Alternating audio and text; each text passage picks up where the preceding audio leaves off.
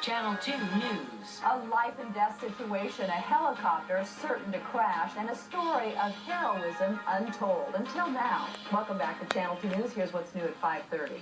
A helicopter unable to come back down to earth, caught in an endless climb upward. The only way for the people inside to survive? For one passenger to climb outside and try to fix the mechanical problem more than a mile in the air.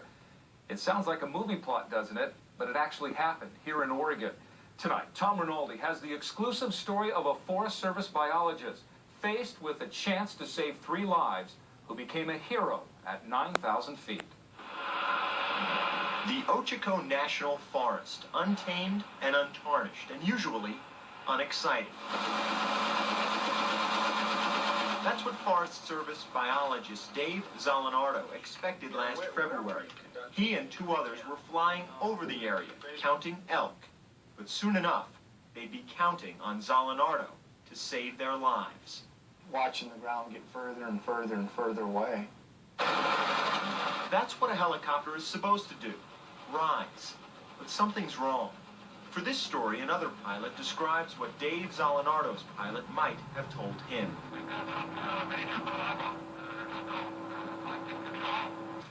The linkage rod, a narrow steel pole controlling the helicopter's upward and downward direction, is disconnected in flight. A bolt has fallen out.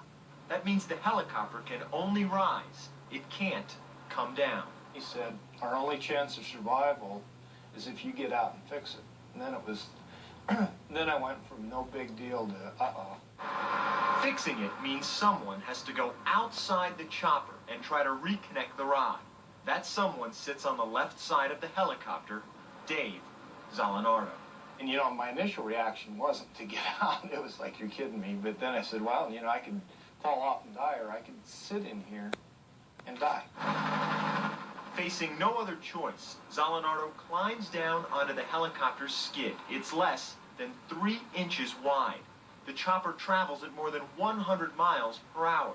Zolinardo moves to the linkage rod, his head less than a foot beneath the rotor blades. Then, following the pilot's instructions, he pulls down hard.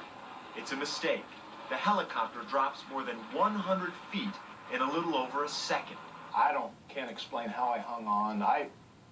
I'm guessing since that lever was really only about 6 or 8 inches below the main rotors, I'm guessing I should have just gone right through them. But Zolinardo stays on and starts to focus on his job. Essentially, reconnecting the rod is like trying to thread a needle, but he's well above 5,000 feet now, in temperatures well below 0, and the helicopter now starts to drift into the clouds. I didn't think about much up there other than get the pin through the hole in that rod, or we're going to be splatted all over the countryside. Now there are other problems. The chopper runs low on fuel. Ice crystals form in the carburetor. The chopper is getting closer to 9,000 feet, its height limit, and Zolinardo's hands are going numb. By then, I can't even feel my hands. It's like I'm pushing against it with, just a stomp. But then someone inside has an idea, reaches out to hand Zolinardo a Leatherman, a combination all-purpose tool. Taking out the awl portion of the tool, a little over 1 inch long, Zolinardo has to thread it through the rod and bracket.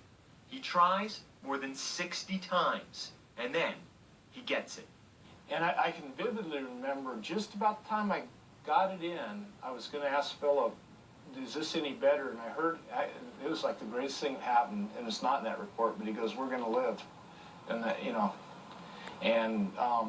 which meant he had the control back.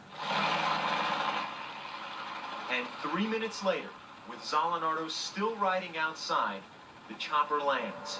All 3 people on board are safe. Oh, okay. So how did he do it?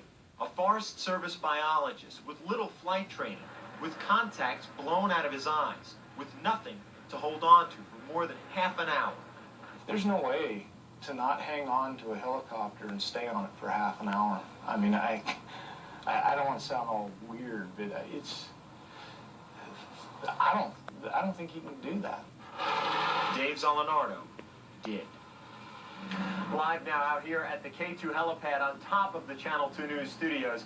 How has Dave Zolinardo reacted to getting back into a chopper or an airplane since this incredible ordeal? He says he doesn't even think twice about it because he knows the odds are it could never happen to the same person twice.